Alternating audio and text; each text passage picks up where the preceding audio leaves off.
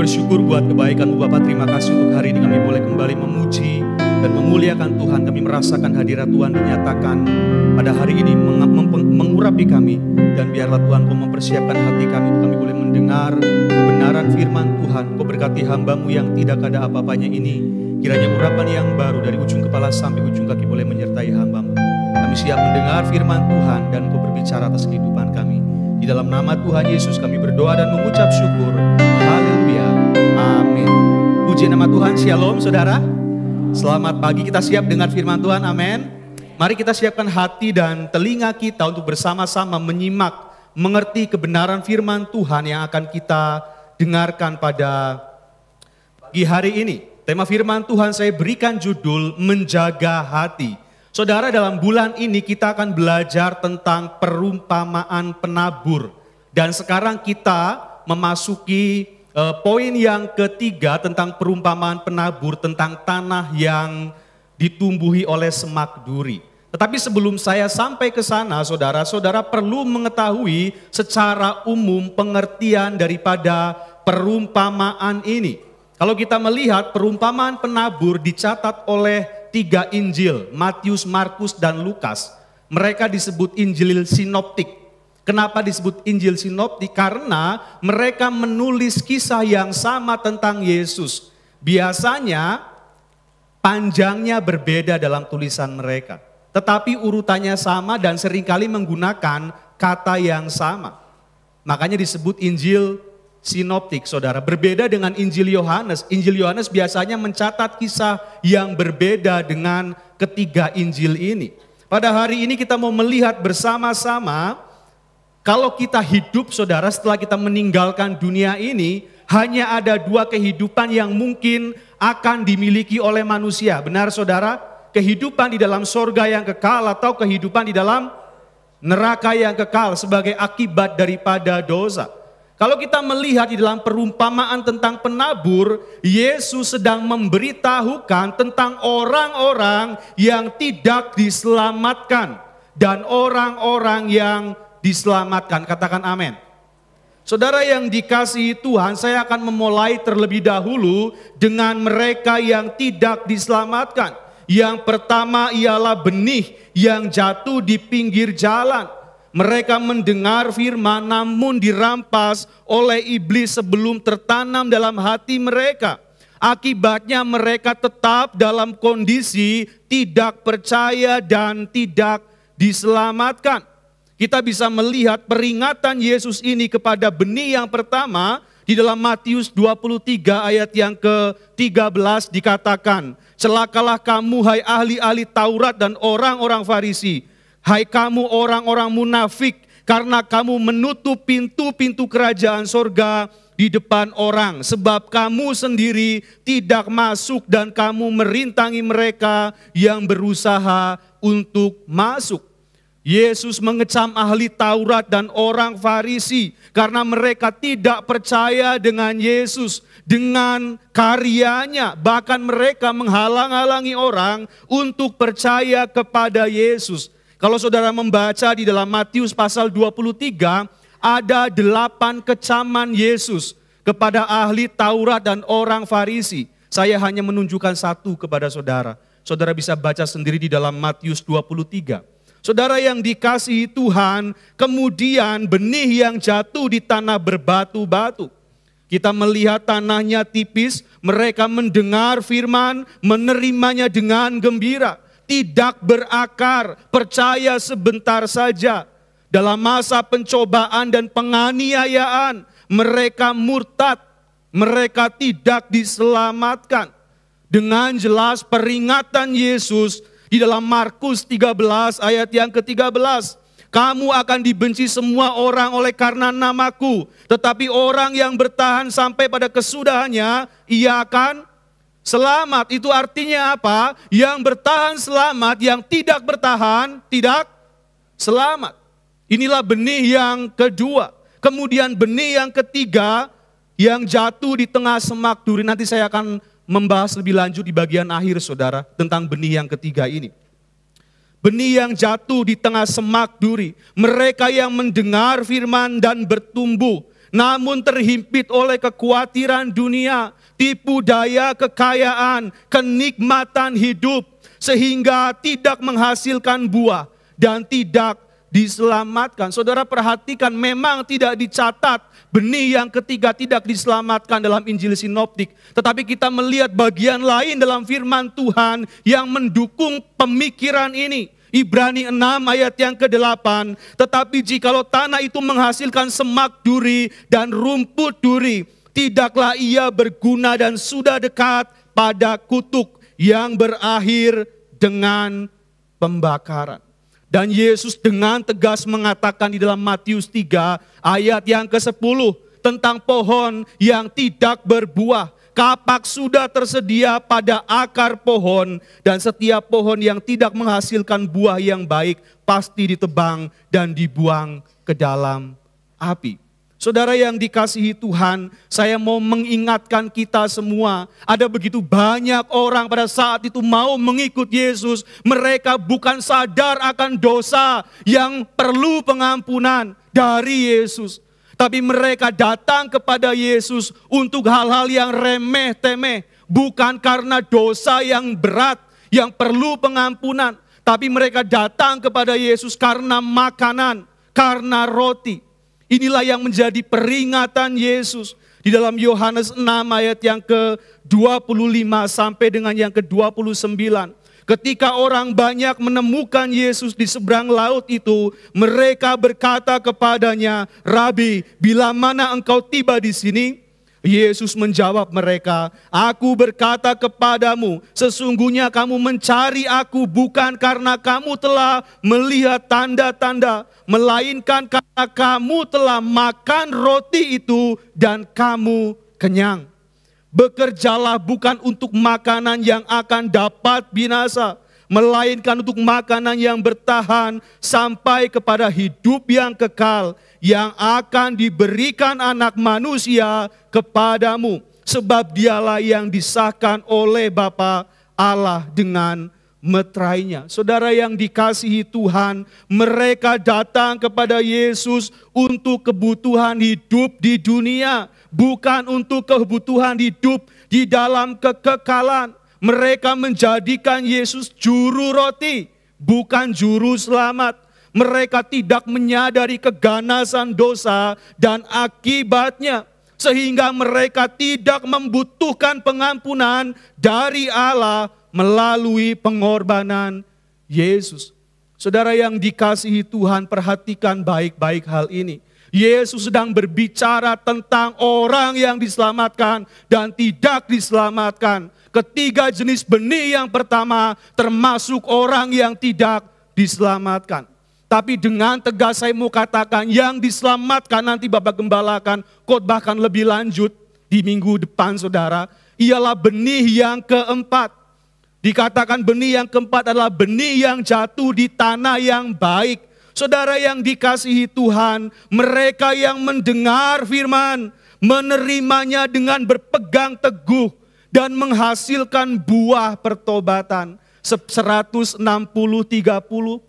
Dan firman Tuhan mengatakan di dalam Injil Lukas mencatat, mereka mengeluarkan buah dalam ketekunan. Katakan amin.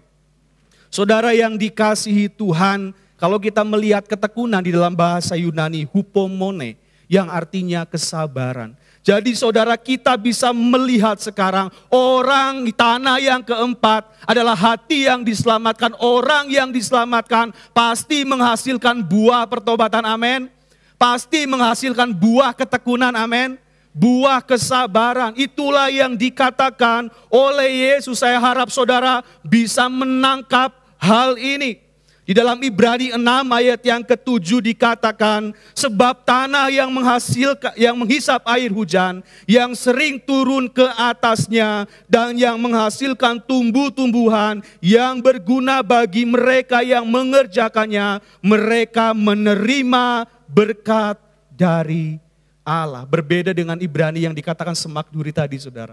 Mereka tidak menghasilkan buah. Saudara yang dikasihi Tuhan, saya mau katakan hari ini, orang yang diselamatkan menghasilkan buah ketekunan, kesabaran di dalam menanggung penderitaan sebagai murid Kristus. Orang yang diselamatkan menghasilkan buah pertobatan, hidupnya diubahkan, tidak dikuasai oleh kekhawatiran dunia, tidak tertipu oleh tipu daya kekayaan dan kenikmatan dunia. Jadi perhatikan saudara, jenis tanah hati yang kedua, mereka murtad karena penderitaan.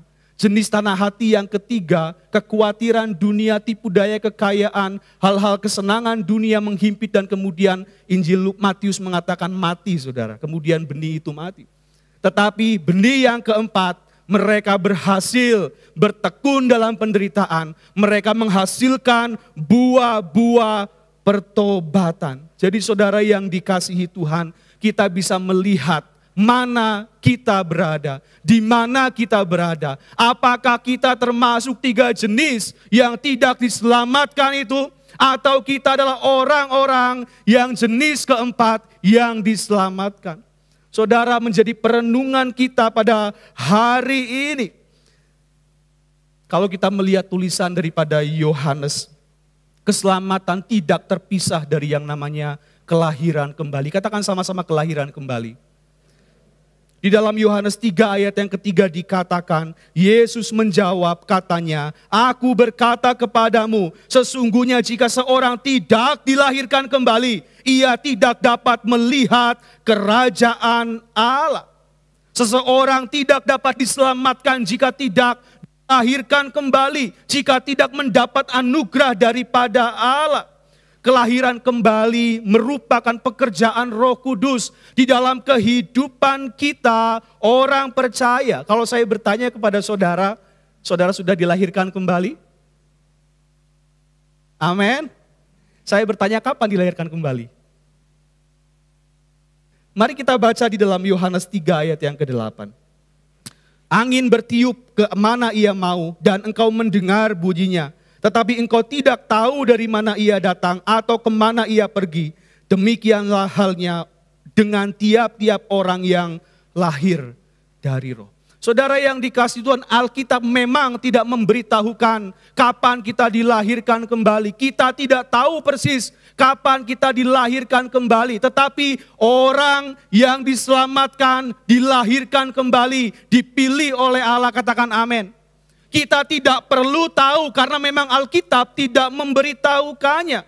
Tetapi kita perlu mengerti bagaimana Roh Kudus melahirkan kita kembali menjadi manusia-manusia yang baru. Di dalam Yeskiel 36 ayat yang ke-26 sampai dengan 27. Satu janji yang Allah berikan kepada umat Israel dan juga kepada kita yang adalah Israel rohani. Kamu akan kuberikan hati yang baru dan roh yang baru di dalam batinmu. Dan aku akan menunjukkan menjauhkan dari tubuhmu hati yang keras. Dan kuberikan kepadamu hati yang taat.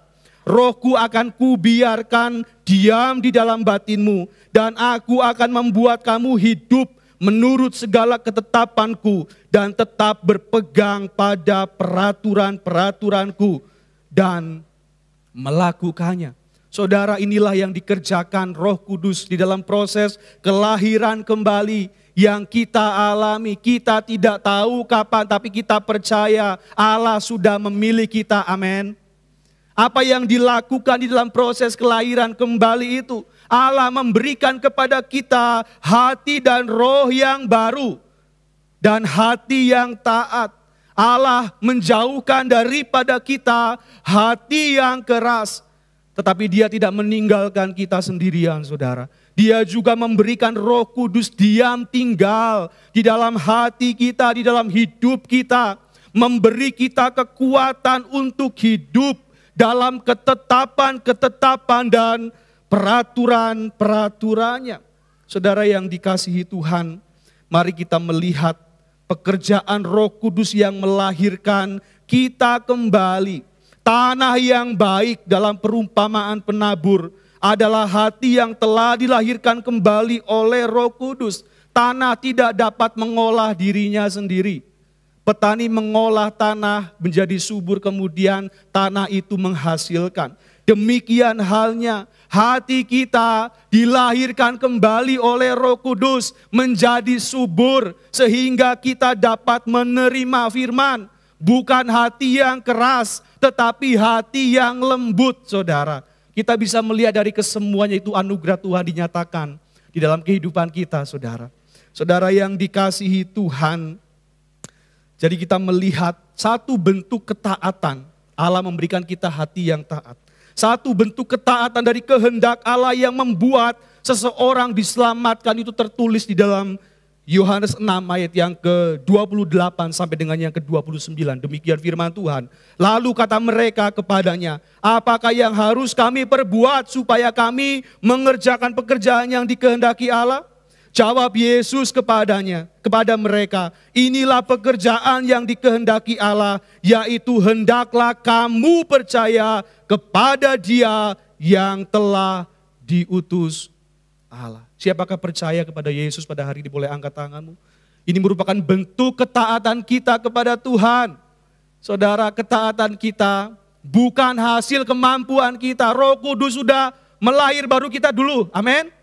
Dia telah memilih kita, melahir barukan kita. Dikasihlah kita hati yang baru, roh yang baru, hati yang taat. Sehingga ketaatan hati itu yang membuat kita percaya kepada Yesus. Kalau hari ini kau percaya kepada Yesus, itu anugerah Tuhan yang Dia sudah kerjakan terlebih dahulu di dalam kehidupan kita.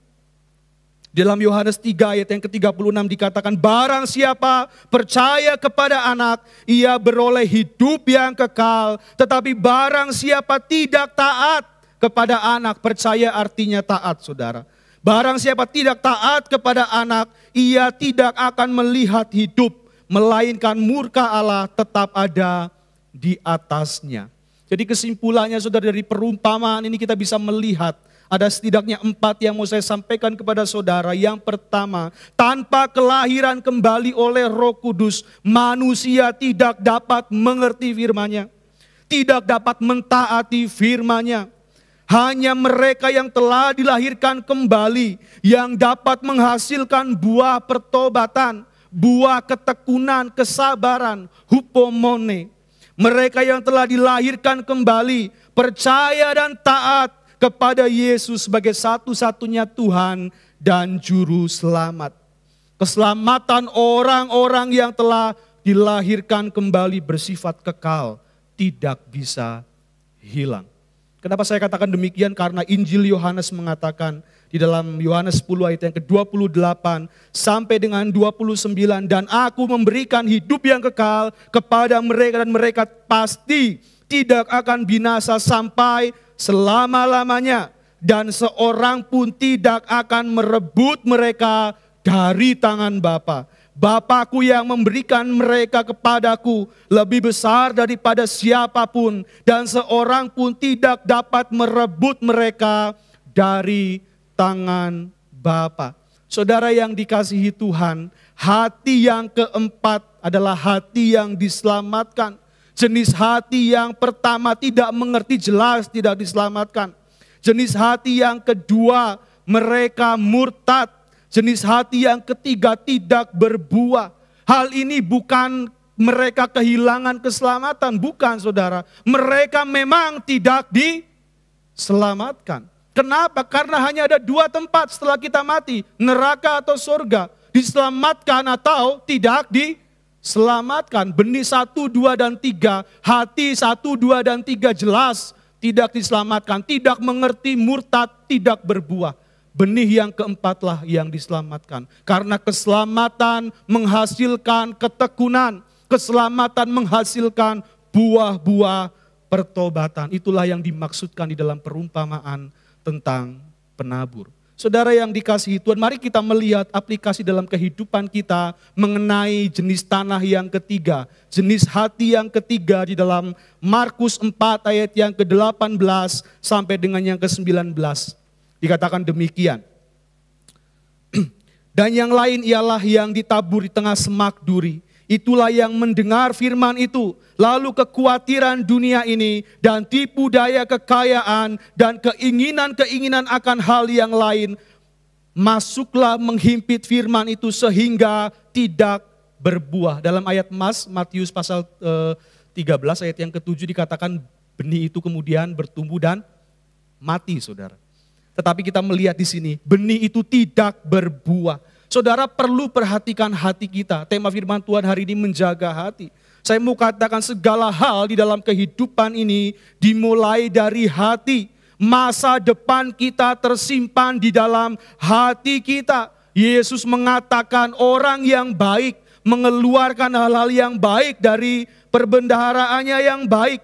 Dan orang-orang yang jahat mengeluarkan hal-hal yang jahat dari perbendaharaannya yang jahat. Kehidupan sebenarnya ada di dalam hati kita. Apa yang nampak di luar merupakan manifestasi atau perwujudan dari hati kita. Dalam perumpamaan penabur, tanah itu merupakan gambaran daripada hati manusia, gambaran daripada hati kita. Dan saudara perlu mengetahui, tanah itu akan menumbuhkan apa saja yang ditaburkan ke dalamnya. Benar saudara? Demikian juga dengan hati kita, kita perlu hati-hati dengan hati. Karena hati kita akan menumbuhkan apa saja yang kita taruh di dalamnya. Sama seperti tanah menumbuhkan jenis benih apapun yang ditaburkan. Tanah hati kita juga akan menghasilkan, akan menumbuhkan jenis apapun yang dimasukkan ke dalam hati kita. Nah, kita perlu berhati-hati di sini saudara, karena Paulus menyatakan di dalam Galatia 6 ayat yang ke-7 sampai dengan yang ke-9. Jangan sesat, Allah tidak membiarkan dirinya dipermainkan. Karena apa yang ditabur orang itu juga yang akan dituainya.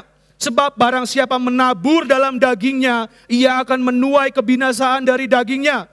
Tetapi barang siapa menabur dalam roh, ia akan menuai hidup yang kekal dari roh itu. Janganlah kita jemu-jemu berbuat baik. Karena apabila sudah datang waktunya, kita akan menuai jika kita tidak menjadi lemah. Dalam kehidupan kekristenan kita perlu tahu yang namanya prinsip tabur tuai.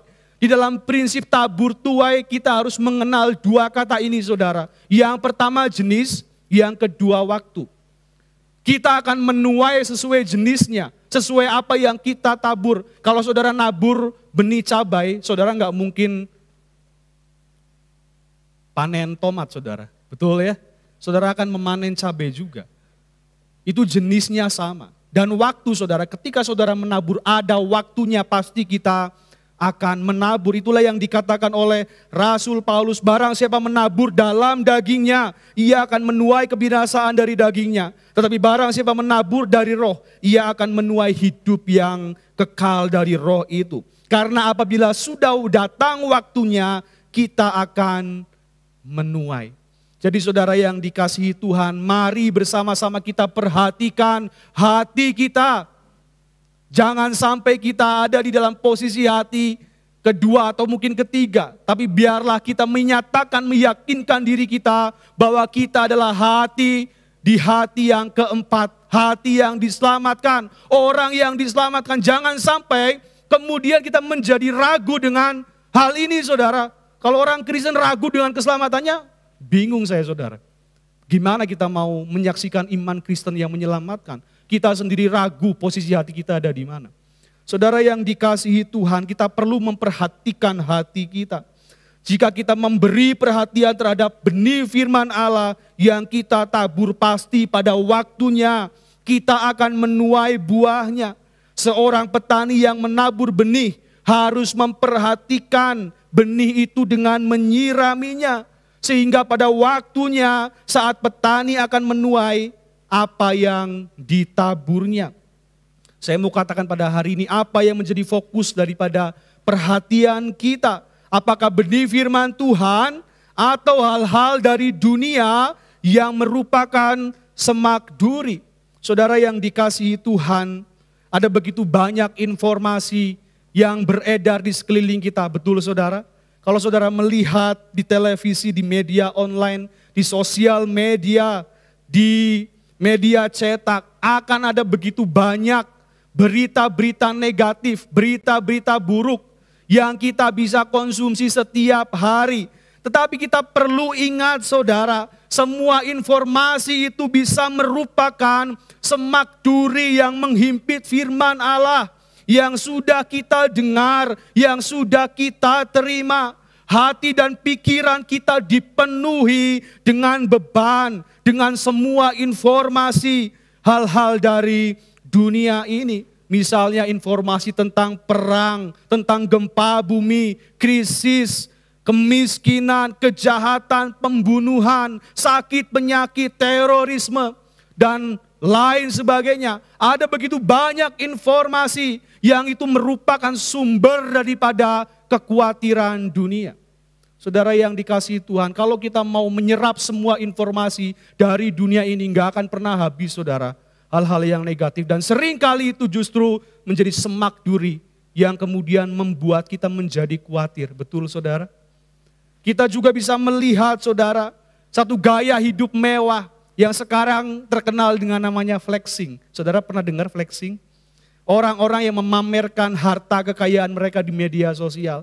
Tas branded, mobil mewah, rumah mewah, pakaian mewah mereka foto kemudian mereka pamerkan di sosial media. Mereka betul-betul mengagumi kemewahan dunia, tipu daya kekayaan. Satu gaya hidup hedonisme, mencari kesenangan yang tidak pernah terbatas dengan hal-hal yang bersifat materi. Itulah merupakan yang namanya tipu daya kekayaan. Kita bisa mendapatkan hal itu dari sekeliling kita. Informasi itu begitu luas di media sosial, saudara bisa melihat apapun di sana. Dan saudara yang ketiga, hal-hal duniawi atau kesenangan duniawi, ini berbicara tentang kecanduan saudara. Kecanduan yang menyenangkan, bermain games, bermain media sosial. Setiap hari ada banyak orang menghabiskan waktu berjam-jam untuk media sosial. Kemudian apalagi saudara, hobi.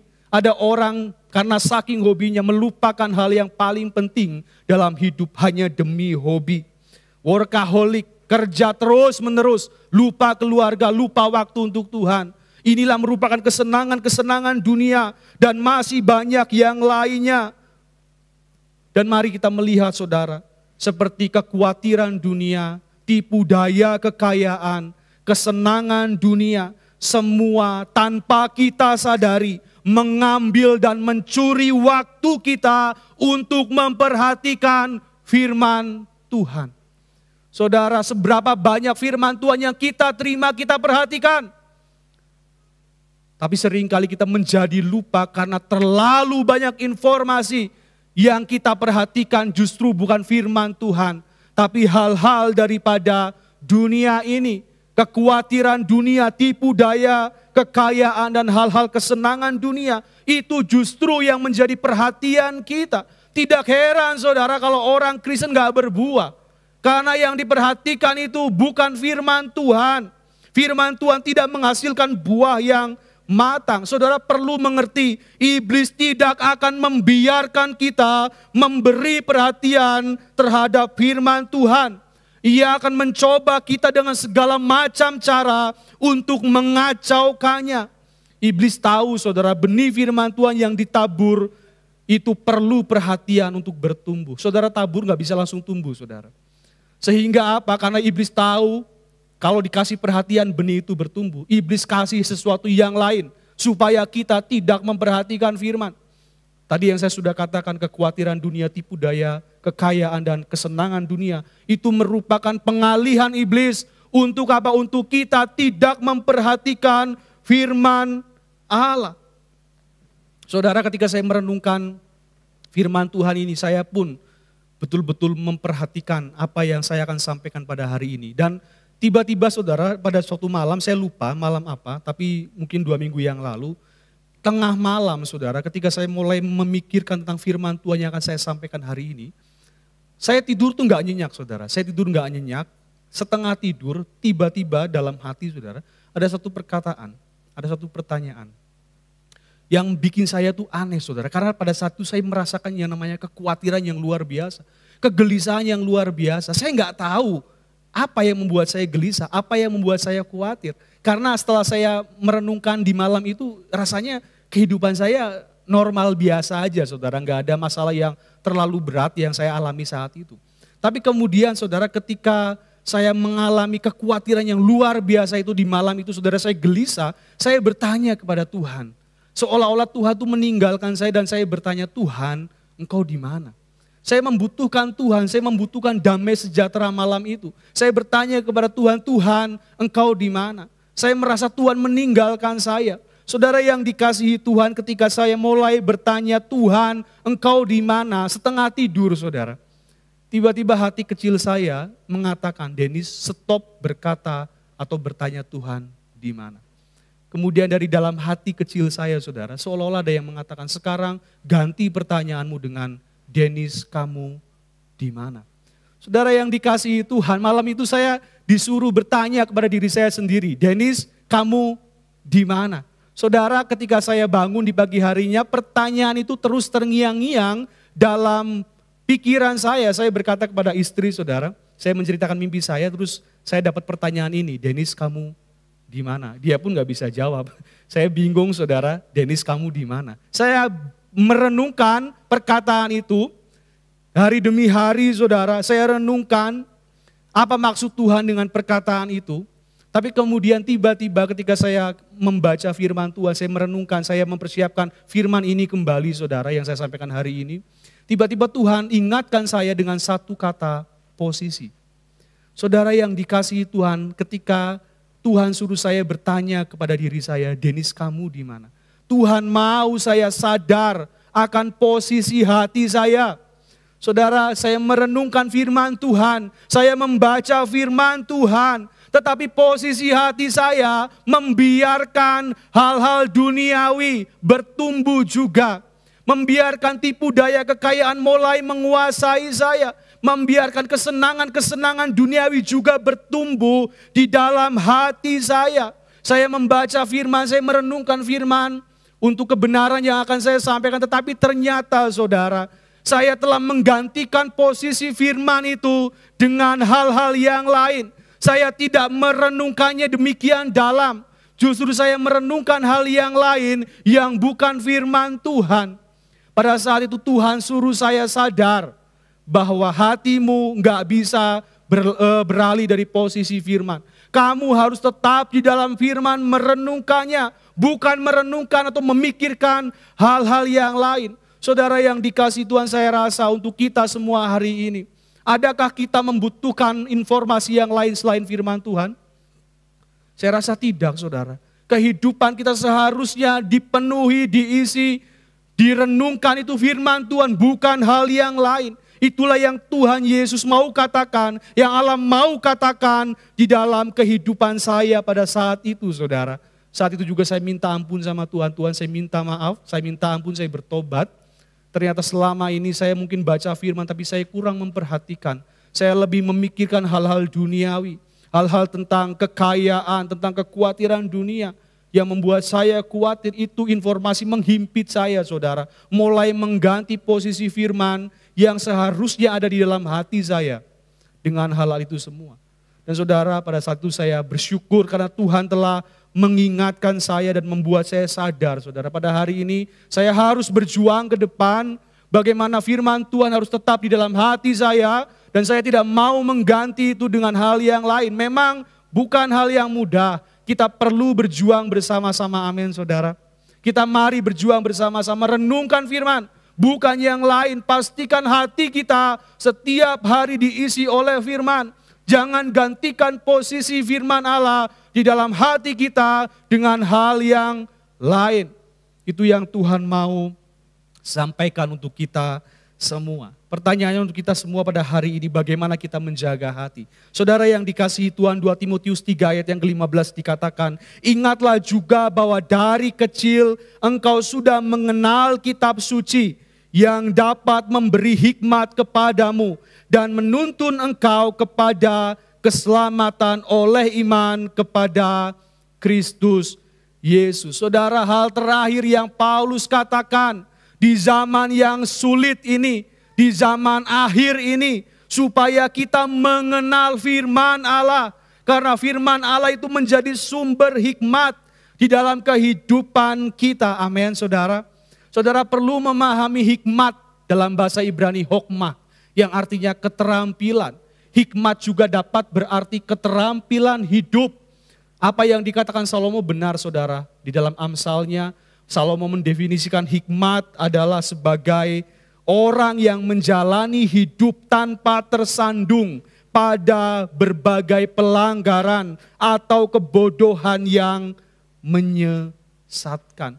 Betapa penting sekali kita hidup butuh firman Tuhan. Itu satu-satunya yang kita butuhkan. Tidak ada yang lain saudara. Jangan sampai kita salah menilai kehidupan ini. Kita hanya butuh firman. Bukan yang lain. Yang lain itu jadi sumber kekhawatiran, sumber tipu daya kekayaan, sumber kenikmatan dunia. Kita butuh firman di dalam hati kita, itulah yang memberi kehidupan kekal di dalam kehidupan kita. Jadi mari saudara, dalam menjalani kehidupan ini di dunia ini betapa pentingnya kita mengenal firman Allah yang merupakan hikmat yang menuntun kepada kehidupan yang kekal. Saya mengutip tulisan daripada John Calvin, dia mengatakan demikian. Hampir semua hikmat yang kita miliki, yaitu hikmat yang benar dan baik, terdiri dari dua bagian. Pertama adalah pengenalan akan Allah, dan kedua adalah pengenalan akan diri sendiri. Saudara, hikmat membuat kita mengenal akan Allah. Hikmat juga membuat kita mengenal siapa diri kita. Kalau kita kenal Allah, kita kenal diri kita. Kita tidak akan tersandung di dalam menjalani kehidupan ini. Amin saudara. Saudara yang dikasihi Tuhan, saya mau mengutip poin daripada John Calvin ini. Di mana kita harus mengejar pengenalan akan Allah dengan mempelajari firman-Nya. Tetapi juga kita harus memperoleh pengenalan akan diri sendiri.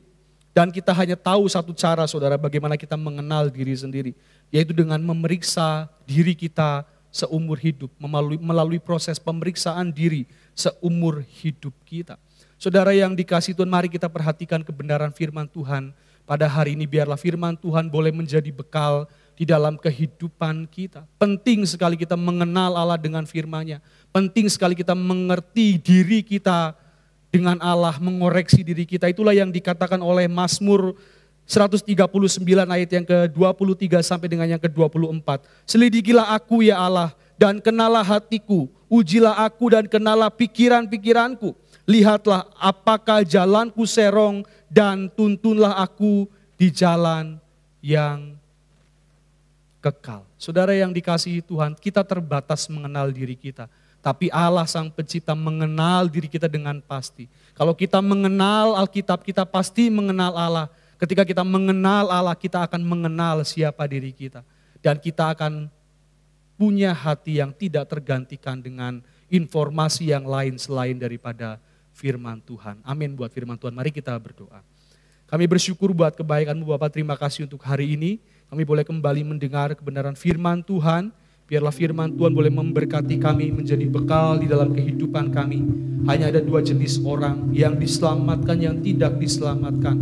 Masuk neraka atau masuk sorga. Dan kami boleh belajar pada hari ini Tuhan melalui perumpamaan ini.